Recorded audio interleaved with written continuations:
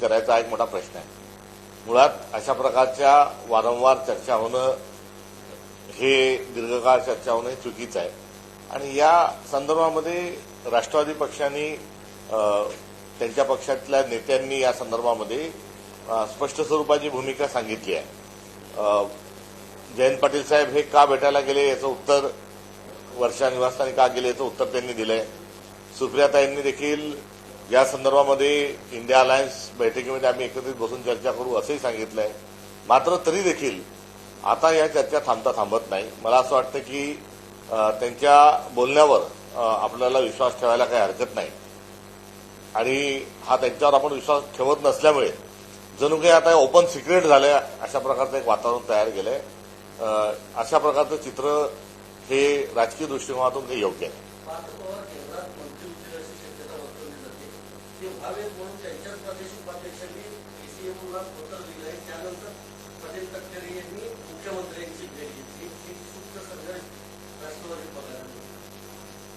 भाजपच्या आतल्यात संघर्ष, भाजपचा आणि एकनाथ शिंदेचा संघर्ष, या दोघांचा राष्ट्रवादीशी संघर्ष, राष्ट्रवादीच्या आतल्यात संघर्ष.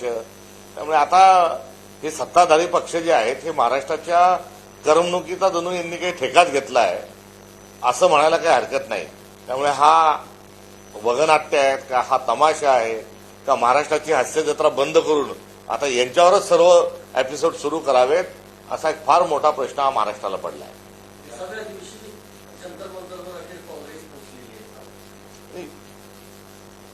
त्या ठिकाणी वांगचुक यांचं जे उपोषण आहे, या उपोषणातले मुद्दे आणि काँग्रेसचे मुद्दे हे एकच आहे. आणि या सर्व मुद्द्यांच्या अनुषंगानं काँग्रेस हा खूप आधीपासून हा संघर्षात आहे. नीटचा पेपर यावेळेस पहिल्यांदा फुटला नाही. नीटचा पेपर हा 71 वेळेस यावेळेस फुटला. मागच्या 70 वेळेसपासून मोदी सरकारच्या आम्ही याच्या विरोधात आहोत. आणि यावेळेस देखील आम्ही जे मंत्री आहेत धर्मेंद्र प्रधान यांचा राजीनाम्याची मागणी जोरकस पद्धतीनेही केलेली आहे. आणि अशा काळामध्ये जे श्री वांगचुक जे आहेत हे काही पहिल्यांदा उपोषणाला बसले नाहीत. याआधी ते लडाखच्या स्थानिक भूमिपुत्रांना न्याय मिळावा आणि त्यांचे अधिकार जे स्थानिक पातळीवरचे अबाधित ठेवावे या अनुषंगाने देखील ते उपोषणाला बसले होते. 370 करण्याच्या एकंदरीत नादामध्ये भारतीय जनता पक्षाने लडाखच्या भूमिपुत्रांचा नाकारलेला अधिकार जो होता तो त्यांना पुन्हा मिळवून देण्याच्या अनुषंगानं काँग्रेस देखील त्या मुद्द्याचं समर्थन पहिल्यापासून करत आलेली आहे.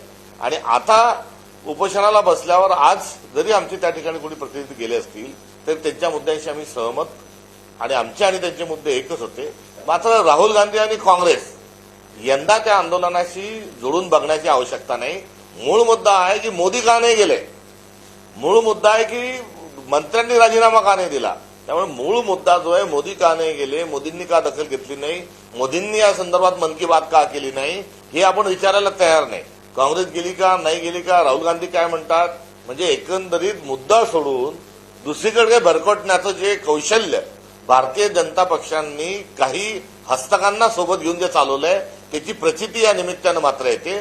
मूळ मुद्दा हा आहे की धर्मेंद्र प्रधान यांनी राजीनामा दिलाच पाहिजे आणि या उपोषणाची दखल नरेंद्र मोदी का घेत नाही.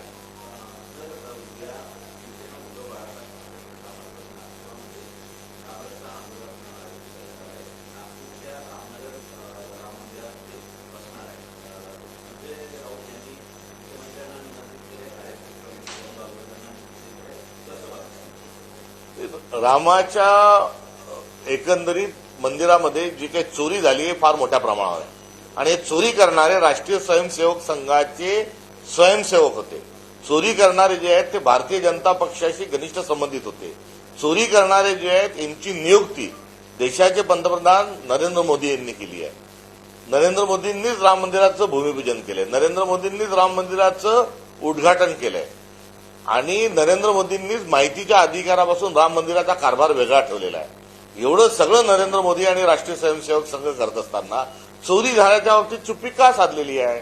चंपतराय नावाचा अट्टल दरोडेखोर गुन्हेगार हा त्या ठिकाणी चोरी करतो, धोतर सीसीटीव्हीवर लावतो, सीसीटीव्ही गायब होता. 1400 कोटीच्या राम मंदिरातल्या वर्गणीचं देणगीचं कुठे हिशोब नाही.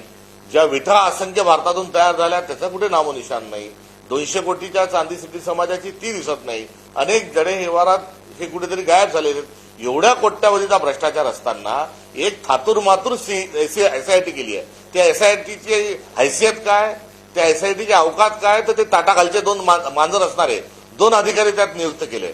असे ताटाखालचे मांजराच्या अध्यक्षित प्रमुख उपस्थितीत जर एसआयटी केली आहे तर त्यामध्ये ते मांजर जे आहे ते फक्त शेपी ठरवणार आहे, ते गुरगुरी करणार नाही, कोणताही निकाल त्यातून येऊ शकणार नाही. त्यामुळे सुप्रीम कोर्टाच्या न्यायमूर्तीच्या अध्यक्षतेखाली पारदर्शक स्वरूपात या संपूर्ण प्रकरणाची चौकशी व्हावी हा मूळ मुद्दा आहे. आणि या मुद्द्याला आरएसएस भारतीय जनता पक्षी बगल देत आहे आणि रामरक्षेच्या निमित्तानं उभाटाने त्यांना जे निमंत्रण दिलं ते बरोबर आहे. मात्र त्याच्यात धमक आणि हिंमत असेल आणि ते खरंच रामभक्त असतील तर त्यांनी यावं. अन्यथा रामनाम जपना परायनाम अपना हे ब्रीदवाक्य राष्ट्रीय स्वयंसेवक संघाचं आणि भारतीय जनता पक्षाचं झाल्याशिवाय राहणार नाही. मुंह में राम और बगल में दत्तू राम ही त्यांची प्रवृत्ती असल्याचं पुन्हा एकदा सिद्ध होत आहे.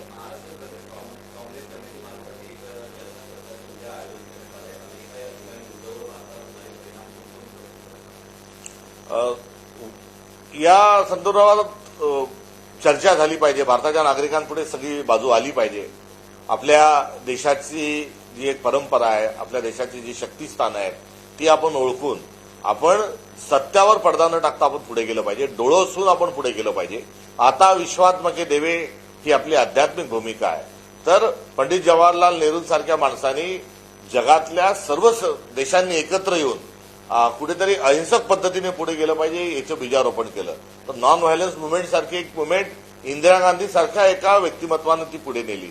त्यामुळे आपण या अर्थानं जगामध्ये भारताची एक आध्यात्मिक राजकीय विश्वबंधुत्वाची विश्वमैत्रीची जी भूमिका आहे ती पुढे घेऊन जात असताना सुरक्षा विषय कुठल्याही प्रकारचं चर्चा आणि डिस्कशन होत नाही.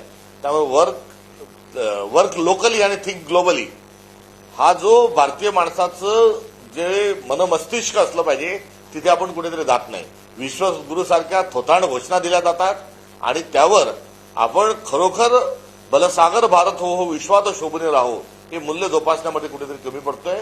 उद्याच्या या चर्चा सत्राच्या अनुषंगानं भारताची बलस्थानं आणि भारताला कोणाचा धोका आहे या संदर्भामध्ये एक वैश्विक चिंतन हे व्हावं आणि त्या वैश्विक चिंतनातून प्रत्येक भारतीयाने आपल्या देशाची अस्मिता जोपासत असताना विश्वामध्ये शांती नांदेल या अनुषंगानं स्वतःचा आचार विचार व्यवहार आणि उच्चार ठेवला पाहिजे. ही उद्याच्या एकंदरीत वर्कशॉपच्या अनुषंगानं असणारी अपेक्षा आहे. आणि अलीकडच्या काळात ग्लोबलायझेशन झाल्यानंतर आणि 1992ला मनमोहनसिंग नरसिंहरावांनी गॅट करारावर स्वाक्षरी केल्यानंतर खुल्या अर्थव्यवस्था आपण गेल्यानंतर आता भारतातच काय चालू आहे, महाराष्ट्रातच काय चालू आहे, माझ्या गावातच काय चालू आहे याकडे लक्ष ठेवून भागणार नाही. तर आपल्याला पण आपलं जे विजन आहे हे वैश्विक करावं लागेल आणि त्या वैश्विक विजन करण्याच्या अनुषंगानं उद्याचं चर्चासत्र आहे. भारतीय जनता पक्ष आपल्या डोळ्याला झडपं ठेवून आपल्याला जे चालवत आहे त्या चालवण्यामध्ये ती झडपं डोळ्यापुढची काढून टाकावी हा एकंदरीत उद्याच्या चर्चासत्राच्या मागचा हेतू आहे.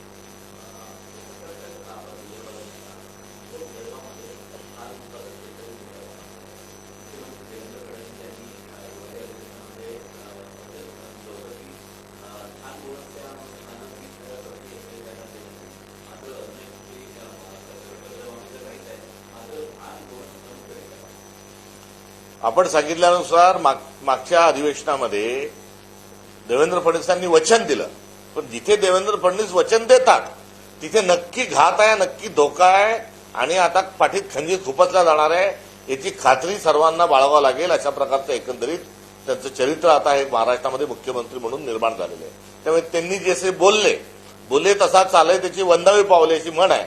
मात्र याच्या उलट ते करतात. म्हणजे आपण काय करायचं, म्हणजे पायातलं काही काढायचं का काय काढायचं असं मी म्हणणार नाही. मात्र याच्या उलट ते करतात. शेतकऱ्यांची कर्जमाफी फसवी आहे ते पुन्हा एकदा आपल्या सगळ्यांच्या समोर आलंय. मात्र महाराष्ट्र विद्युत महामंडळ एमईसीबी ही त्यांच्या मित्राला इंधन देण्या उद्योगपती मित्राला त्यांच्याने त्यांचे आका नरेंद्र मोदी यांच्या मित्राला ते इंधन द्यावी म्हणून इलेक्ट्रिकच्या संदर्भात विजेच्या संदर्भात शेतकऱ्यांच्या संदर्भातलं जे थकबाकी आहे ती सरकार भरती आहे. त्यासाठी सर्वात आधी पैसे दिले जातील आणि ते पैसे देऊन संपूर्ण एमएससीबी जी आहे ही उद्योगपती मित्राच्या घशात घातल्या जाईल. यासाठी त्यांच्याजवळ पैसे आहेत. समृद्धी महामार्ग करण्यासाठी त्यांच्याजवळ पैसे आहेत. समृद्धी महामार्गातून 2000 कोटीचा भ्रष्टाचार करून 50 खोके एकदम ओके नावाचा नारा त्यांनी चिरंजीव हा अमर करून ठेवला. ते करण्याकरता त्यांच्याजवळ पैसे आहेत. लाडकी बहीणचे 2100 रुपये करण्याकरता पैसे नाही. दुष्काळाच्या सावटात सापडलेल्या शेतकऱ्यांना सानुग्रह अनुदान देण्याकरता त्यांच्याजवळ पैसे नाही. दुबार पेरणीचे पैसे देण्याकरता त्यांच्याजवळ पैसे देण्याकरता त्यांच्याजवळ कुठल्या प्रकारची तरतूद नाही. त्यांना कल्याणकारी योजना राबवण्यासाठी त्यांच्याजवळ तरतूद नाही. मात्र शक्ती महापीठ करण्याकरता त्यांच्याजवळ पैसे आहे. हा देवेंद्र फडणवीसांचा बेगडीपणा जो आहे हा एव्हाना महाराष्ट्राच्या लक्षात आलाय. करिता स्वतःचं प्रोजेक्शन काय इन्फ्रामॅन असं सध्या करून घेत असताना ते इन्फ्रा मॅन नाही, ते डिझास्टर मॅन आहे. ही महाराष्ट्राची असणारी आजची वर्तमान वस्तुस्थिती आहे.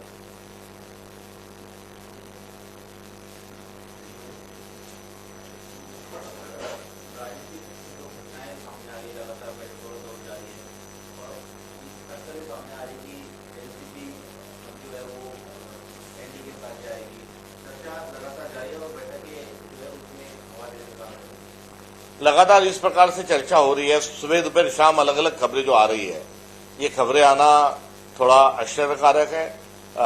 वास्तव में इस दल के जो नेता है उन्होंने बार बार लगातार कहा है कि हम इंडिया अलायंस के साथ हैं और इंडिया अलायंस के साथ ही हम 19 तारीख को सारे विषय के माध्यम से चर्चा करेंगे. मगर इसके बावजूद जो चर्चा हो रही है ये दुर्भाग्यपूर्ण है.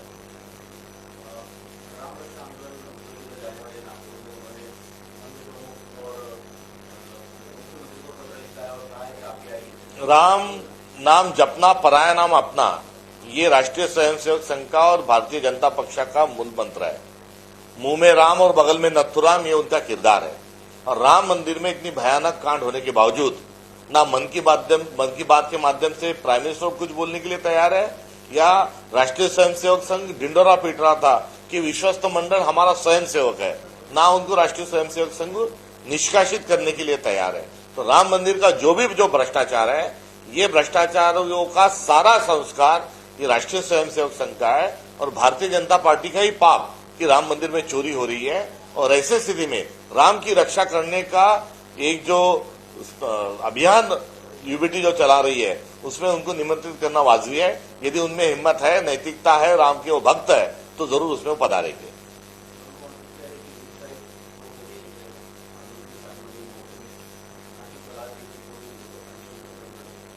वांगचुक जी का ये अनशन जो इसके पहले भी वो बैठे थे. मैं आपको याद दिलाता चलूं कि वांगचुक जी पर कोई उन पर केस या कोई मुकदमा न होने के बावजूद उनको एंटी नेशनल करार देते हुए भारतीय जनता पार्टी ने उनको राजस्थान की जेल में भी सलाखों के पीछे डाला था. उनको सलाखों के पीछे डालते समय भी कांग्रेस ने उस चीज का खंडन किया था. इतना ही नहीं तो 270 को लगाने के चक्कर में जो लद्दाख का भूमिपुत्र है उसके अधिकारों का हनन हुआ था, उसको लेकर भी अनशन को लंबा बैठे थे. उस स्थिति में भी लद्दाख के लोगों के साथ कांग्रेस थी और आज उनकी जो मांग है उस मांग को उनसे कई पहले से कांग्रेस भी उसी को उठा के लेके आगे चल रहा है. इसलिए हर हाल में जो धर्मेंद्र प्रधान है उनका इस्तीफा होना चाहिए और नीट की एग्जाम में पारदर्शिता जरूर लाना चाहिए. राहुल गांधी गए नहीं गए, कांग्रेस का क्या स्टैंड है, ये मुद्दा नहीं है. नरेंद्र मोदी क्यों नहीं गए 20 दिन के बाद, ये मुद्दा है. धर्मेंद्र प्रधान ने इस्तीफा क्यों नहीं दिया, ये मुद्दा है. इस मुद्दे से ध्यान भटकाने के लिए भारतीय जनता पार्टी अनशन स्वरूप के प्रोपोगंडे कर रहा है.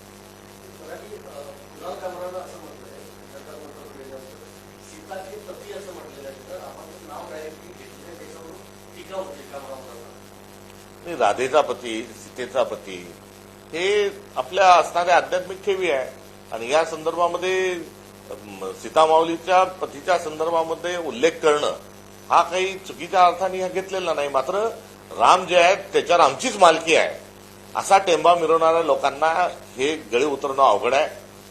हे राम म्हणणाऱ्या आमचा सर्वोच्च नेता हे राम म्हणून त्यांचा मृत्यू झालेला आहे. त्यामुळे त्यांच्याजवळ कुठल्याही प्रकारची करुणा नाही, ते या अनुषंगाने पुन्हा एकदा सिद्ध झाले.